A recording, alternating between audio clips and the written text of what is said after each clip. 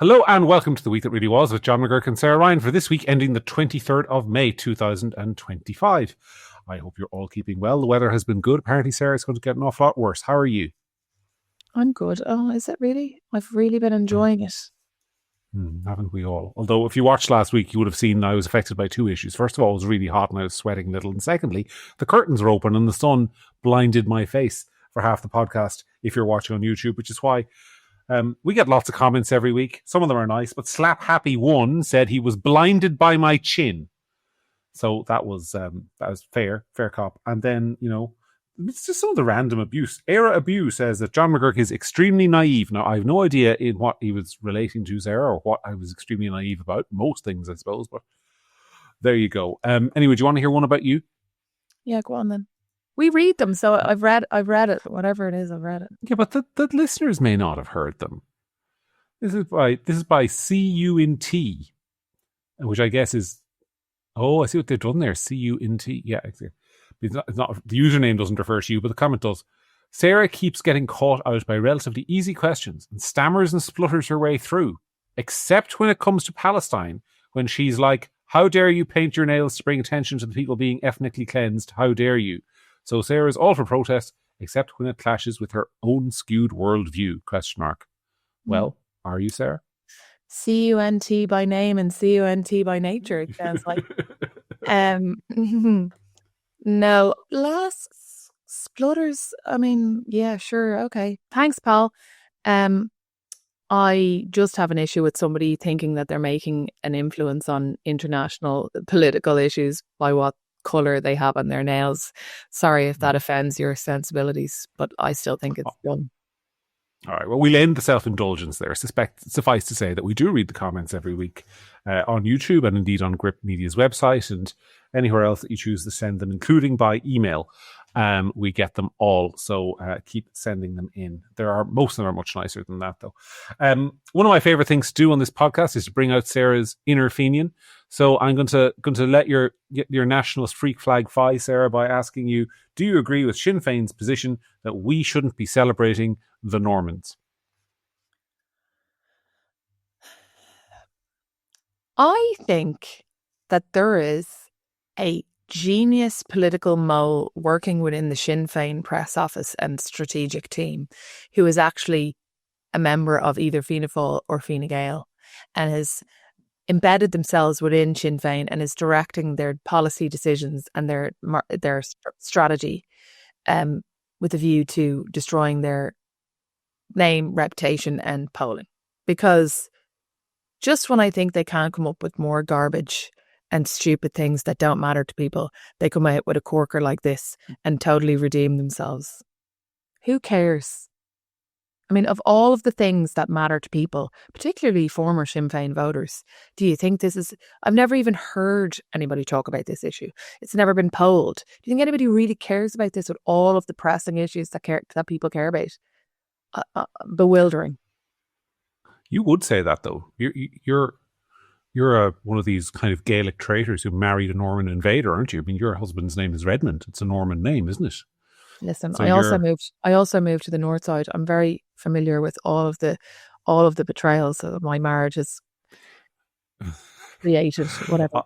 I actually think this is interesting. So for those of you who don't know, the background to this is that the government has signed up to a European Year of the Normans, which is going to, the focal point of that is going to be on the birthday of William the Conqueror, who was the first non-Anglo-Saxon king of England when he won the Battle of Hastings in 1066. His grandson, Henry II, was then the first Norman king or was it great-grandson? Anyway, descendant. Henry II was the first Norman king in the 1170s to lay claim to part of Ireland when it was handed over to him by Strongbow as a gift.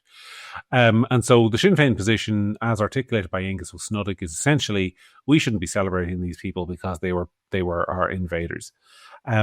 And I just think it's insane because there's two reasons I think it's insane. And if you read my piece on Gript yesterday, you'll know what they are. But if you didn't, I'll tell you. The first is that, in their day, the Normans were invaders into Ireland. That is true. But in our day, they're our ancestors. My mother's family name is Reynolds, for example, which is a Norman name. My wife's family name is Fleming, which is actually a Flemish name, but a lot of them came with Normans. And we are Normans. Every single Irish person alive has some kind of Norman blood in them, unless by some generational pure breeding program going back 1,000 years, you'll have some Norman blood in you. So we're really celebrating ourselves, or part of ourselves. That's the first thing. And the second thing is, I just find it astonishing that we are still debating the effects of a relatively small migration of people to this island 849 years ago, to be precise, when we're actually undergoing a significantly larger migration of people into the island today, and Sinn Féin are all for it. So if they think that the Normans coming here in relatively small numbers was a disaster, what will people not be saying about them in 1,000 years if, we've just changed 20% of our population is now foreign born? Obviously, they haven't come as conquerors or invaders. It's not a directly analogous situation. But I mean, they are bringing changes to Irish society. And we don't have nearly as much debate about that as we do what happened 1,000 years ago. Or is that, am I stretching there, Sarah, to make it all about the poor migrants again? No, I don't think you're stretching. I just think that you're being kind and that you're applying a modern context to something that I don't think you're applying thinking to something that I don't think they've done any thinking about. I think somebody has come up with this as an idea to kind of rally up their base or something, and I think it's nonsense, and I think it's just another example of them doing anything they possibly can to avoid the key issues that polling and talking to the man on the street will tell you the issues that matter to their voters, and they just don't want to talk about them. It's funny. I wonder, there's two things that strike me about this. The first thing is, obviously, I think what they're trying to do is recreate the whole RIC thing that worked for them so massively in 2019, 2020, when the then Fine Gael government said, sure, we'll have a commemoration for the Irish people who served in the Royal Irish Constabulary during the War of Independence, who lost their lives at the hands of IRA gunmen. And Sinn Féin said, absolutely not. You can't celebrate the enemy. We're celebrating the black and tans, which actually we weren't, but that's besides the point. And that catapulted them into the public imagination because the public took their side. Even though, ironically, that whole row, people forget, wasn't actually started by Sinn Féin at all. It was started by the current Fianna Fáil TD Cathal Crowe from Clare, who was the first one to raise that. But Sinn Féin were the political beneficiaries, so well done, Cathal. The second thing that I thought was that I can't remember. I had a really good second thought, and I've forgotten what it was, but it was really good. I'll have to take your word for that. I think what they're trying to do here essentially is to delineate. I saw a poll on the Journal during the week, which was an opt-in poll where they asked their readers who did they agree with, and I suspect most people voting in Journal polls are kind of young and Republican. I think there's a kind of kneecap moment going on at the moment, which we'll come to later on in the show. And I think they're trying to kind of get on that whole kind of formerly Republican bandwagon or neo-Republican bandwagon by giving people something to jump on. Who knows, it might work, but if it does, that'll be very bloody depressing. Anyway, have you recovered from your coughing fit there? Sorry, I had to mute the mic there. It's a message for a glass of water. Go on anyway, sorry. Look, that's it. People have thoughts on the Normans. They can come to us in the comments and let us know what you think. But that's what I think, and my piece on this is on Gript if anyone wants to see it. What we wanted to do, and I forgot to do at the start, was kind of what we'll be talking about on the program, which is, as you may have guessed if you read the title to this podcast, the Michael Gaine case, because I kind of feel like this is the story that people are talking about more than any other in the country. Kind of, it's not political, it's not economic, it's not cultural. It is. This is horrific because there's a human being who's missing and a family that's grieving, but it's a mystery, isn't it? It's a mystery what happened to him. And obviously, this week we've had developments where the Gardai have questioned a person. Obviously, human remains have been found, but it strikes me. And I'm not pretending that my sources here are better informed than anyone else's, or indeed well informed at all. But it strikes me, and from what I'm hearing, there really is. We're not much closer to finding out what happened to Michael Gaine than we were 2 weeks ago. Other than that, he's obviously dead. But aside from that, what's your take on it, Ben? I think my take on it has been that from the very beginning, it's felt like something different. I was saying to you earlier on that, people often go missing in Ireland and wouldn't really be hearing much about it for a good few days, whereas it felt like you heard about this missing person straight away, or maybe like the next day. So I think from very early on, it seems like the Gardaí knew that something was really up. But apart from that, as you say, it's horrific for his family. But I also think that in another way, if it was my relative, I'd rather know they were dead than wonder. And never know. Clearly, some kind of foul play has happened to him. He didn't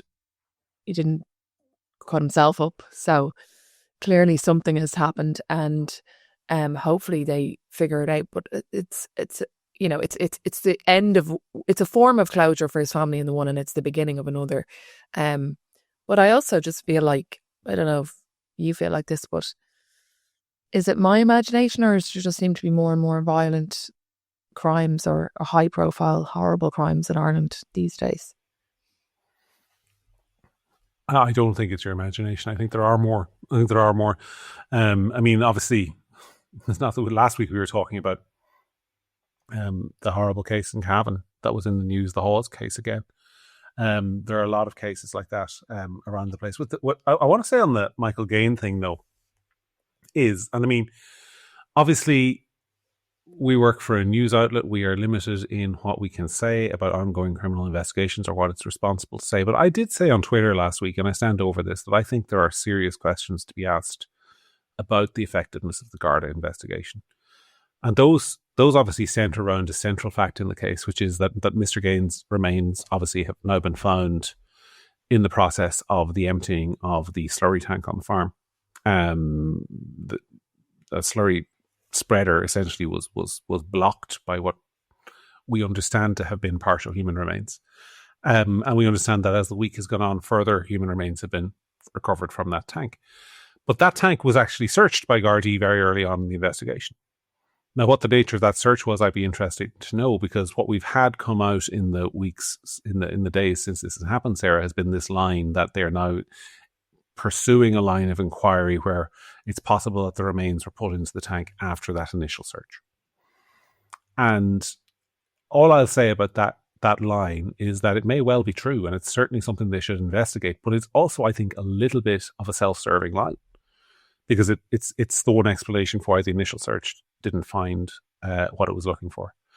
And I don't think there's much about this investigation thus far with respect to the very hardworking members of the Garda Síochána, who I'm sure are putting long hours into this. But at the management level of the investigation, I just think there are questions to be asked about how well it has been conducted. We now have a situation where somebody has been questioned. They obviously have not found significant evidence to put charges to that person. They are not they're not facing any criminal penalties, and they are now, if they so wish, free to leave the country. So I think this is one of those cases that when the dust settles, it will be useful to have a review of how it was conducted. Or do you think I'm being very unfair? I just think we don't know. I mean, we don't know what's going on behind the scenes. We don't know what did or did not happen. We don't know anything about any suspect. And there could be things going on in the background that we just don't know about. It's more of a time will tell thing, I think.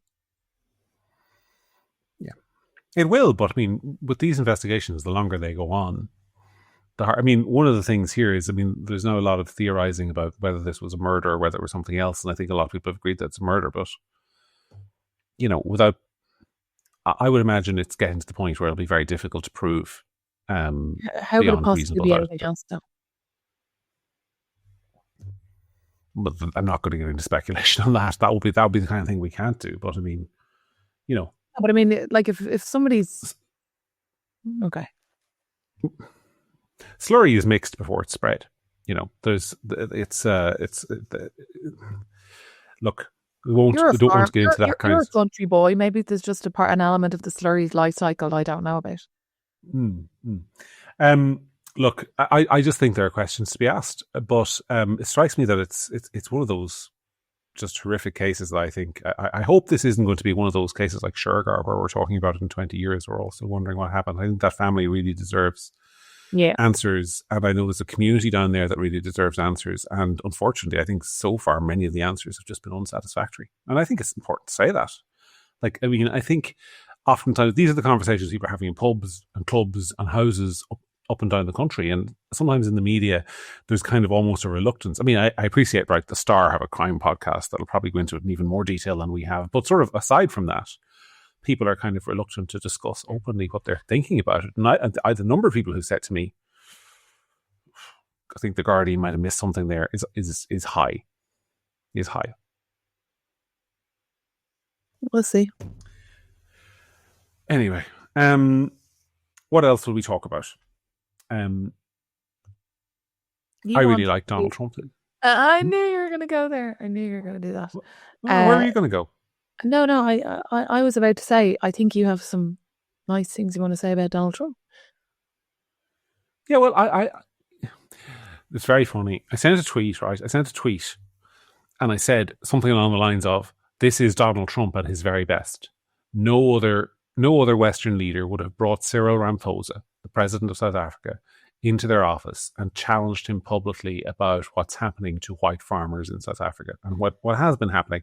We can dispute the scale of it. We can dispute how big of a problem it is, but no one can dispute that for many years now, white farmers in South Africa have been subject to violent attacks, rapes, lootings, and murders. And that in many cases, it would appear that a blind eye has been turned by the South African government. And Donald Trump put that to the South Africans and gave them a proper dressing down in the Oval Office. And I thought this was brilliant because that was Trump at his best. That was Trump doing the most refreshing thing about Donald Trump is when he's very good, it is when he is completely ignoring all the straitjackets of political correctness and what you can say and can't say in polite society. And, you know, the kind of things you can address and just smashing through and saying something that a lot of people have been thinking and everyone's been too afraid to say. I thought that was him at his best. What was fascinating just on the whole Trump derangement syndrome thing is the number of people who sent me tweets along the lines of, "Are you starting to be cured of your Trump derangement syndrome?" Which leads me to believe that Trump derangement syndrome, Sarah, literally just means if you're cured of it by agreeing with Donald Trump and liking something he did, then Trump derangement syndrome must necessarily only mean you disagreed with Donald Trump. Which I suspect I will continue to do on many occasions moving forward. Not that he gives a shit, right? But I suspect I will. No, so I think Trump derangement syndrome is that a person who is unable to acknowledge anything that Donald Trump ever does right. And but that's never been me. I think you've struggled now. It's never been. He appointed really good judges to the Supreme Court in his first term. 3 excellent judges. How you know they're excellent judges, by the way, is that they've consistently ruled against him in this term on a whole number of issues, which shows that they're independent-minded and therefore good judges to appoint. He did that.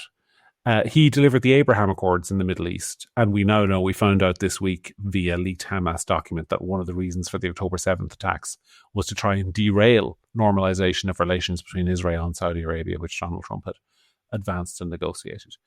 In his first term, he listened very carefully to his economic advisors and delivered a rip-roaring economy before COVID. He also, I just don't think he gets enough credit for this, Sarah. It's really important he gets credit for this.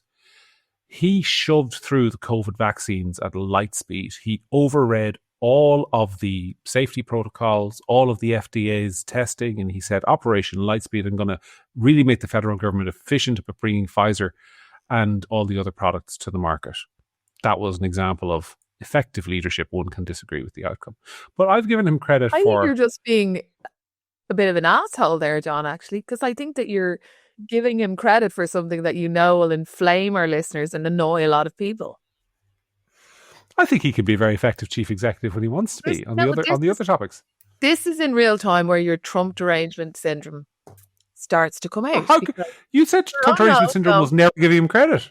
No, because he said a couple of things that were vaguely nice from his first term. Yeah. And then you went into a kind of an example that is a fake example of something good he did that you know will annoy people. If it's not an example of something, everyone, if it's not an example of something good he did, are you saying it's an example of something bad he did? No. I'm saying neither, because Okay. I don't have Trump derangement syndrome, so I'm able to look at things objectively, and I can say without fear of anything that Donald Trump gets things wrong and Donald Trump gets things right, and it doesn't stick in That's my what I'm throat saying. to say, yeah. I'll give There you you go. more in this term. In this term of office, I think the establishment of Doge. Now, I'm not a Doge fanboy or anything. I don't think all the decisions Doge has made have been correct. But I think the existence of Doge is a good thing. I think putting wasteful federal agencies in fear of the axe is a good thing. I think bureaucrats should be fearful of spending public money. So I think the existence of Doge is a very, very, very good thing. And I think he's made some fine appointments to his cabinet on this occasion. He's appointed some competent people. He's obviously appointed some not very competent people. He's appointed RFK to head the Department of Health. So, I mean, one of the things that always fascinates me is the number of people, Sarah, who write in every week asking why Gript isn't covering the COVID vaccines. Why aren't you covering the COVID vaccines? And my answer to that is Robert F. Kennedy Jr. is now the head of the US Department of Health with access to all of the global population data on the COVID vaccines, and will surely be making all that data available immediately, right? He hasn't done it. But, I think he's made a lot of good appointments, that dig aside. And there's a lot of stuff I disagree with as well. I'm resolute on the fact that the tariffs are insane. I note that the Russia-Ukraine war wasn't solved in 24 hours. I note that the Israel-Gaza war hasn't been solved. I note that he's kind of given up interest in solving either. I note that he wastes a lot of time on nonsense like I'm going to run in 2028. So I think it's a mixed view, but I don't think I have Trump derangement syndrome. I mean, I definitely think that there's a possibility that whatever you're doing has, diminished your Trump derangement syndrome from a lethal dose to maybe some sort of chronic illness that might be managed with regular medication. Oh.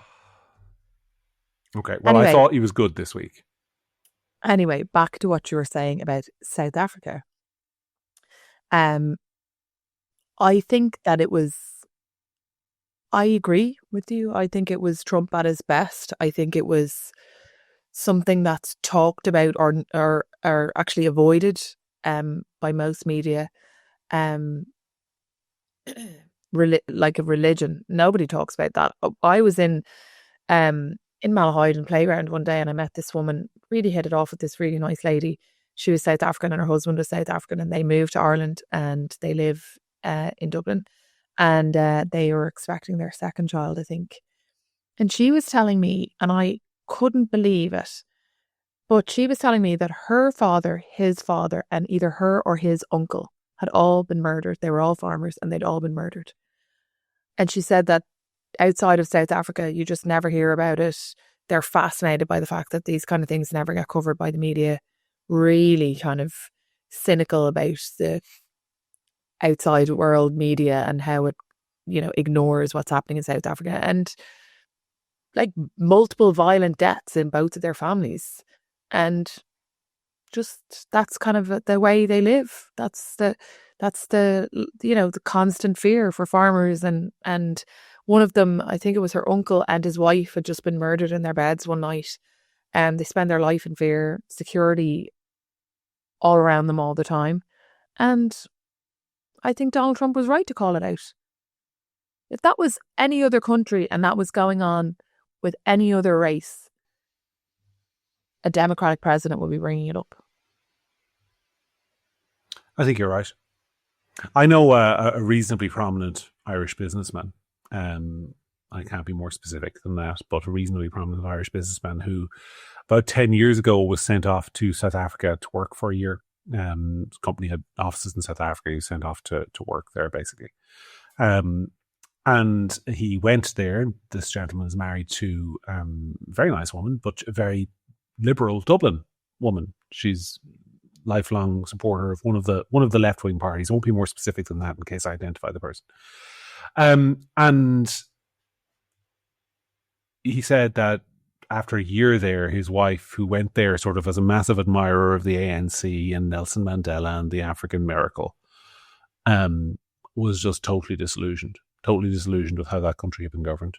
Obviously, economic growth has stagnated almost consistently since the ANC took over. Crime has risen public services have fallen. There's immense poverty in Johannesburg, Cape Town, and other cities.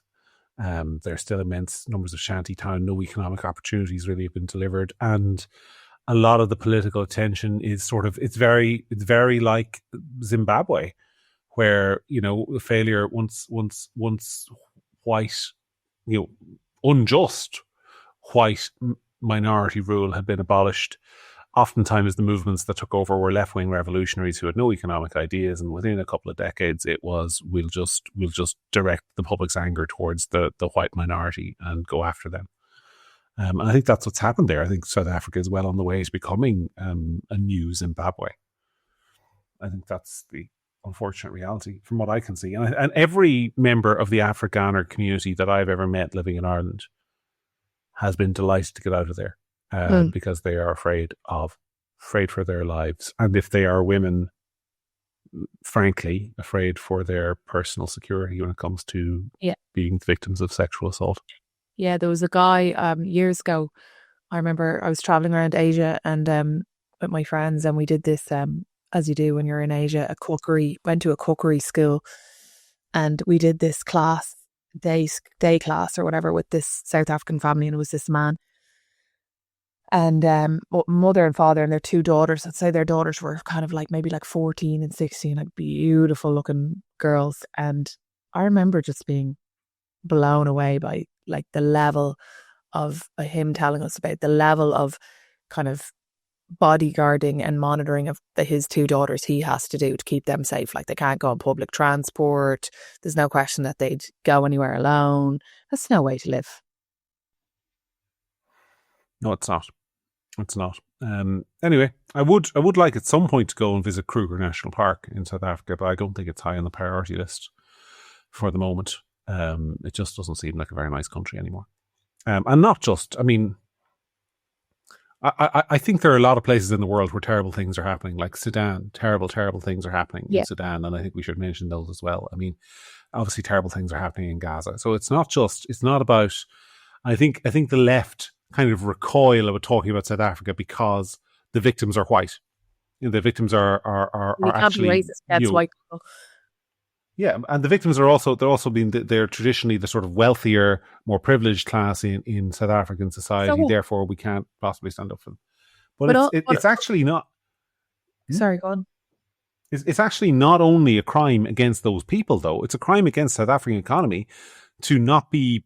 I mean, this is what happens when you let people into power who think that wealth is inherently an immoral thing, who think that having control over the wealth makes you an inherently immoral person, and then those people get attacked. Well, what ultimately happens is societies get poorer and end up turning into shitholes because the people with the wealth, with the experience in running the farms and so on, let get out of there, like they did in Zimbabwe, which went from being the breadbasket of Africa to being a famine-starved place because once the farms were turned over to people who had no experience in running them, grain yields went through the floor. I mean, this is the stuff that happens. It's not only a crime against the individuals, it's a crime against the entire society and how it functions. But also, just because people are wealthy or whatever, you don't have the right to kill them. Whether they're, health insurance executive walking down the street in New York, or they're a white farmer in South Africa, you just don't get to kill people. And it's just, their life is not less valuable just because you don't like their politics or you don't like their wealth. It's garbage. And if it was the other way around and it was done anywhere else, it'd be absolute chaos.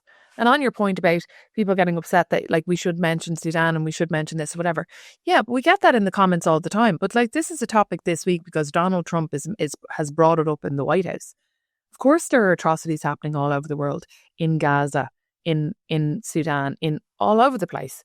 But we also have 1 hour a week that we talk about things, and this is topical this week.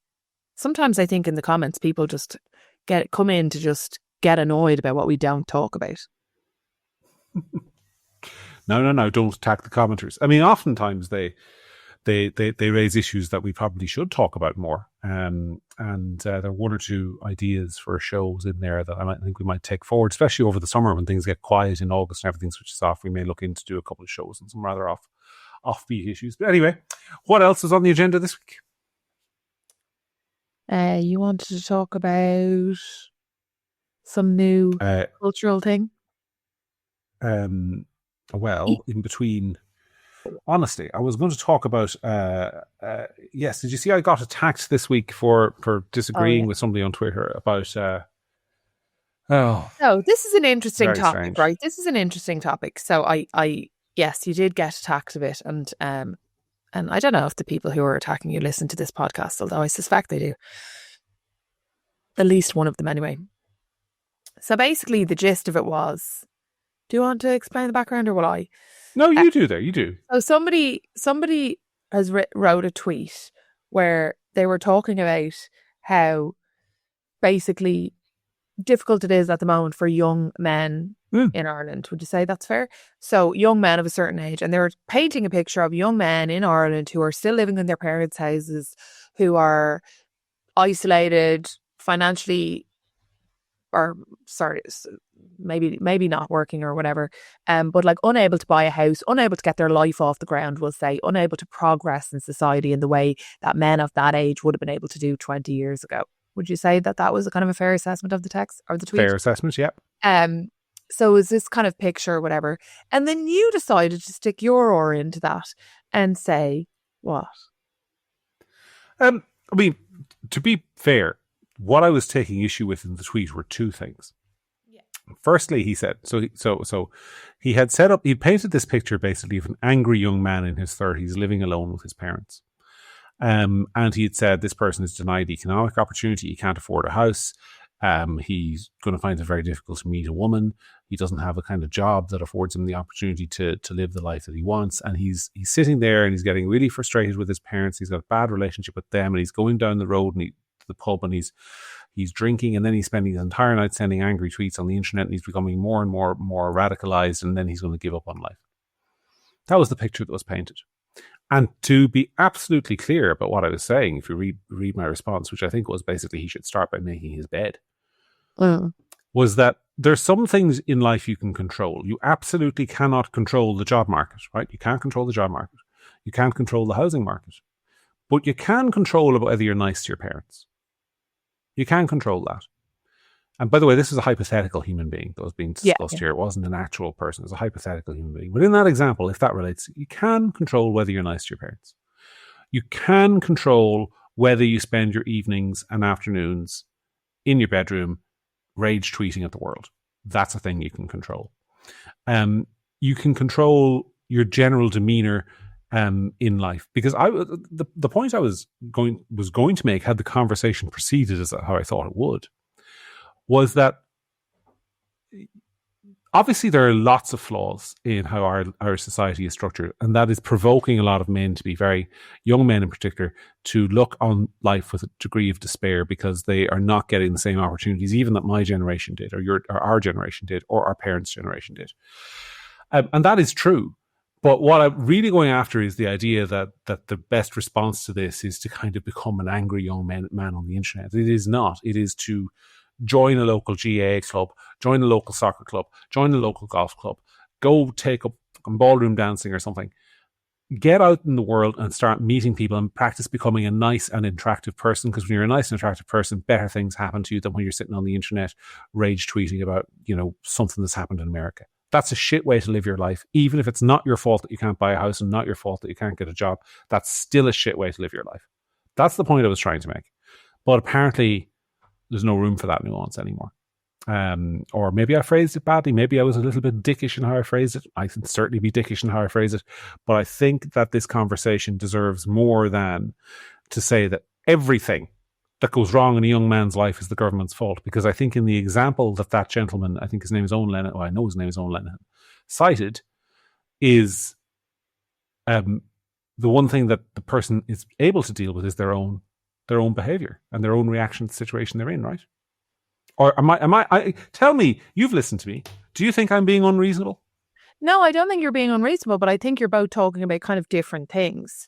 And I think his example, the point that he was making was his main point was about the structures of society being stacked against young men and women in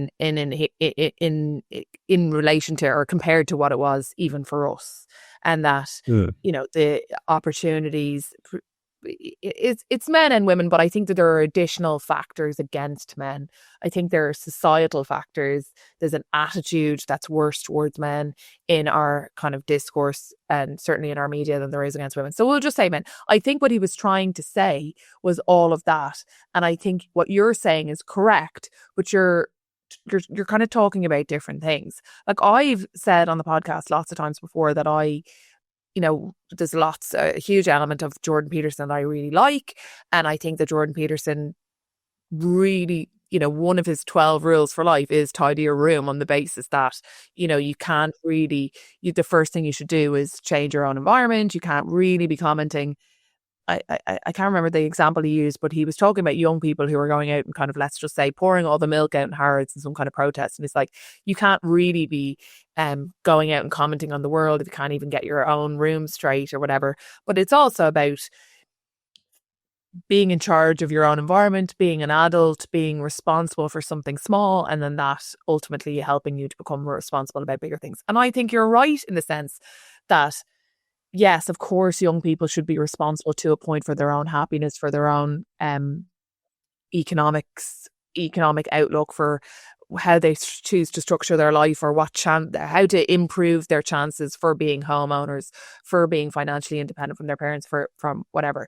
But I think what the point he's making is that more than ever, the obstacles that are placed in their way that they have to overcome are bigger than ever, and that the rules of the game are more and more stacked against them. And yes, of course, they have responsibilities themselves, and they can improve it somewhat themselves. But it is difficult for people to get houses and get like their lives in order, meet women, meet members of the opposite sex, form normal relationships. John, like we're 40, and there wasn't even apps really when we were dating, or before we were both married. Like, like all of the elements of society, all of the hurdles that are there for you to end up at 50 with a decent pension, a good job, a mortgage, a wife, kids, disposable income, yada, yada, yada. The obstacles in the way for people today are just much, much, much higher than they've ever been. And I think that's the point he was trying to make. And I think he's right in that. But I think you're right too. Is that diplomatic enough? Well, it's very diplomatic. You've really straddled the fence there. Fair play to you.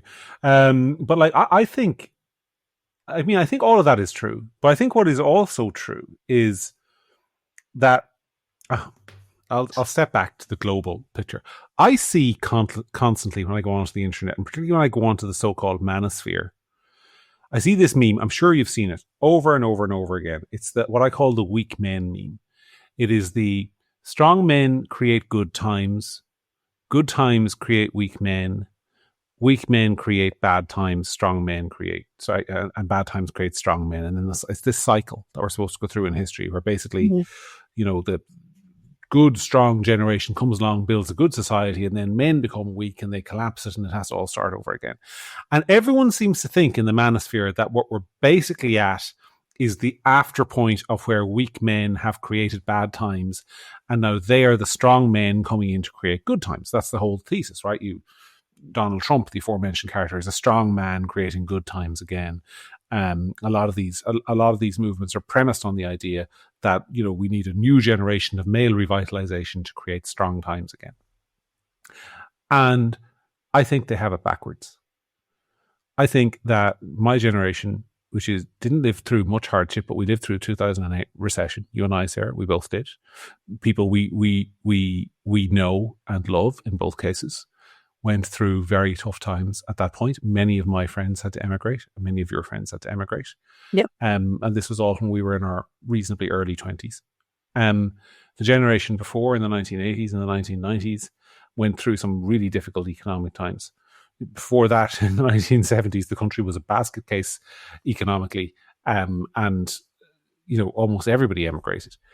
We've actually had in this country, and I'm no fan of how the country's been governed, but we've had strong times for a long time. And I wonder whether, if you are somebody who, rather than going out and trying to improve your own life independently of the state, is instead sitting there demanding that the state fix your life for you, and getting really angry at the world, I wonder whether you're a strong man. Or are you, in fact, a weak man, sitting at home, blaming your problems on feminism, or the advances of women, or the fact that there's too much immigration.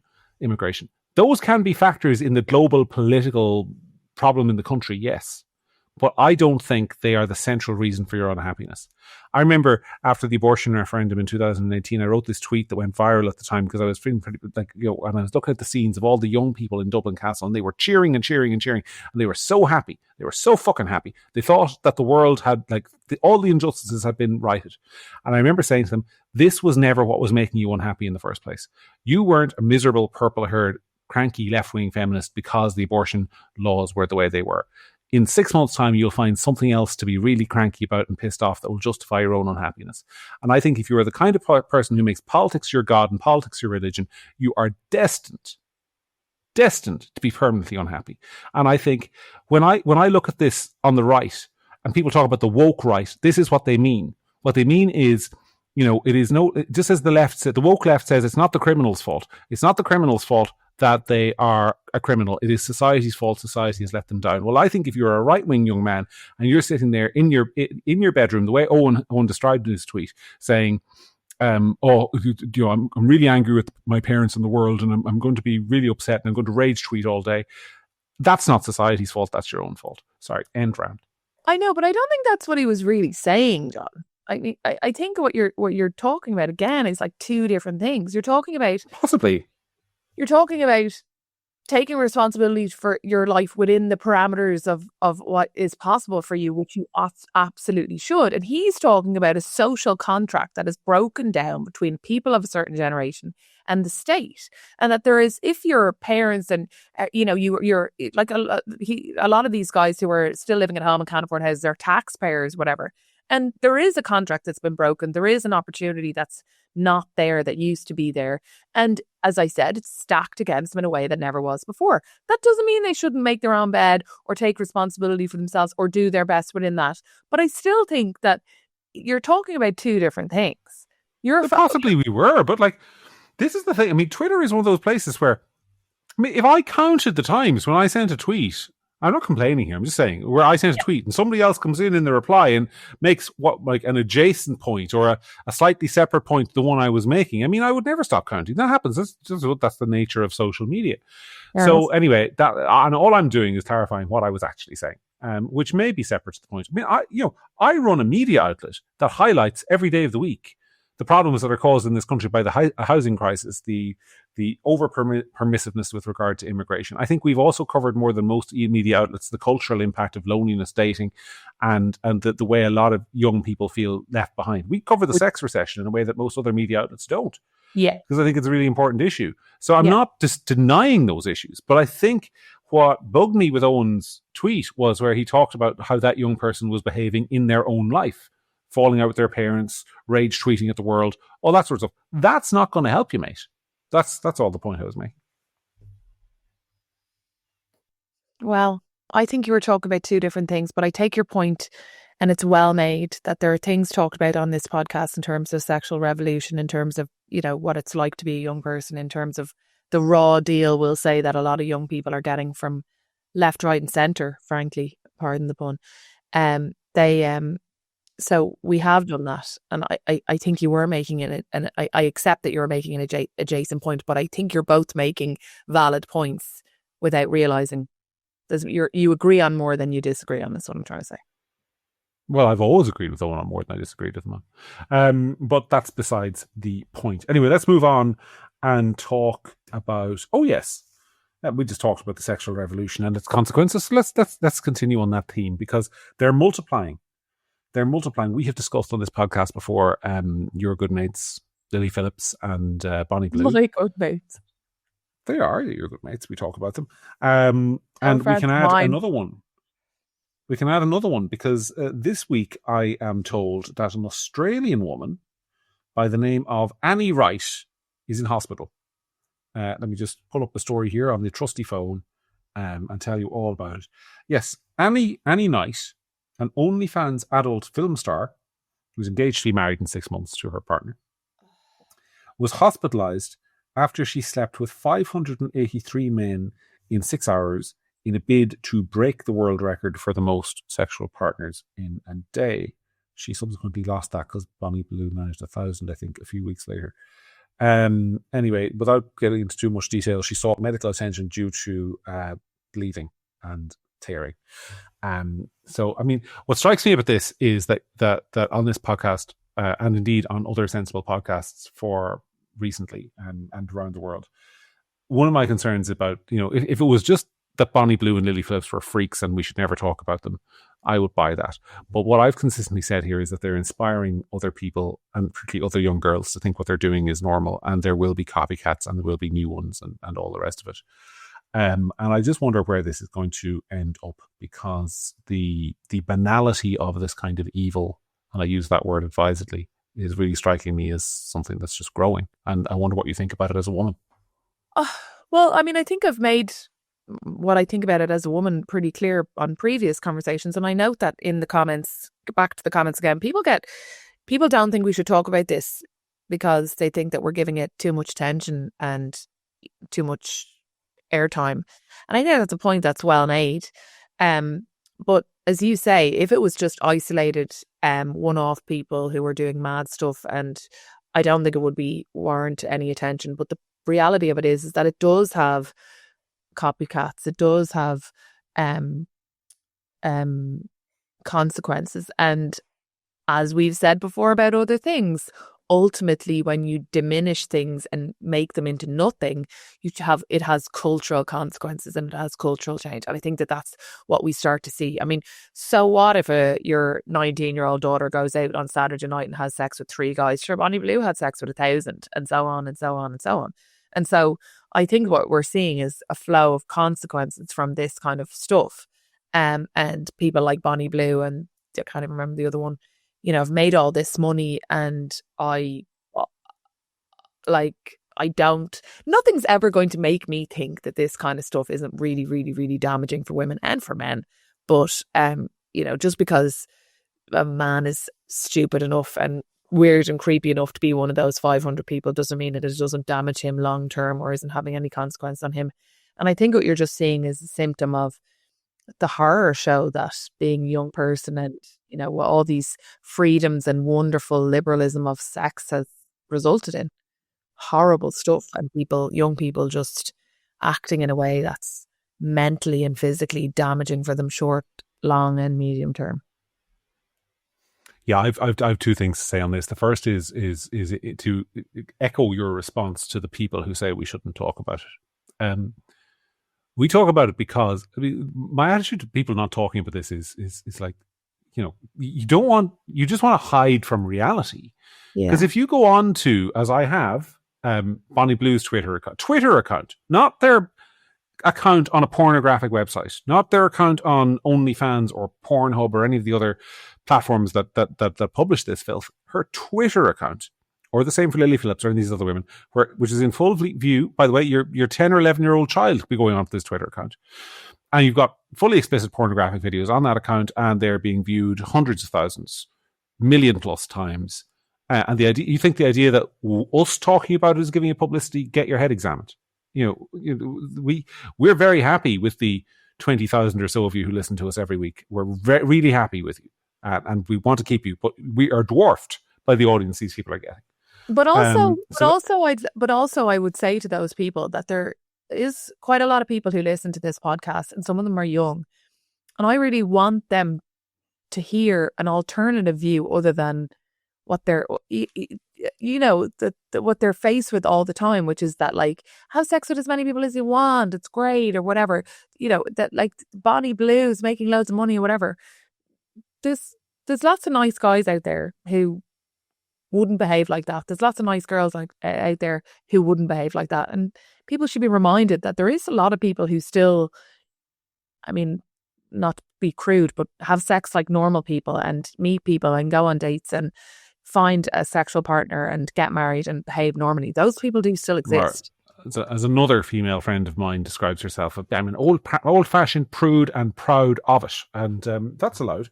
I'm not a prude. I've never been a prude. I've always considered myself a liberal, Sarah. On these matters relative to other people on the sort of conservative right. My attitude has always been, do whatever you want in the confines of your own bedroom with whomever you want, and that is fine. But I'd say my view is changing. On this podcast last week, I talked about the possibility of why I'd come around to the idea that it was time to really consider putting restrictions on the availability of pornography. And I also think the way society is heading in relation to this kind of stuff, there is a real case for criminalizing it. I think if you're organizing an event where 1,000 men are lining up to sleep with one woman on camera in what is a commercial enterprise for somebody, whether it be the woman or the person organizing it, given that we know that this particular woman, Annie Knight, ended up in hospital, I think that should be a criminal matter, because I think an obscenity law is there to regulate the obscene, and that is obscene. It is a bastardization of human romantic relations. I mean, nobody that I'm aware of who likes themselves in any way, shape, or form would consent to being used and abused like that. I think it is fairly self-evident that if you are in that position. And that's another interesting point. I mean, no woman in their right mind would do this. So, and everybody just kind of accepts it. Would everybody accept it if she had an IQ of 5? I mean, if it turned out that she was not, she had the lowest possible IQ, could barely read, just whatever. Would that be? I mean, I'm genuinely horrified then. Would people be horrified then that she couldn't possibly have consented to it? So what if she's just deeply unwell, has very trouble? I mean, let's pretend she's. I'm not just saying this, Sarah, because there are interviews there online, perfectly safe for work ones, by the way, with Lily Phillips in particular. And my impression is that she's got an IQ that's, it's not 5, but it's not 85 either. I think she is somebody who's kind of not at the top end of the intellectual range. She might be. I mean, I think some of the things she says and how she sees herself are absolutely tragic. And it's a really good point that you make. I mean, if any of these women had, for example, let's say, God forbid, one of them had Down syndrome or something like that, are they still allowed to make that choice? People would be up in arms about that. So the point is that somebody in their right mind wouldn't do this, and everybody ignores it because I don't know, because they're afraid to. Or I don't know, there's just a normalization of this kind of thing. No normal, right-minded person is doing this kind of thing. And everybody just sits back and watches it. And it's something really wrong with it. There's something really wrong with people who participate in it, who encourage it, or who feed into it in any way they possibly can. And to go back to the point, I accept that people don't like us talking about it because they think it promotes it. But I think we should talk about it because I think we should condemn it. Yeah, I also do not like the way that it is always focused on the women, because as a man, and a man with perfectly normal heterosexual male sexual appetite, by the way, I'm not being prudish here at all, but I do not understand what kind of a pig you have to be to want to be number 412 in a queue of 563.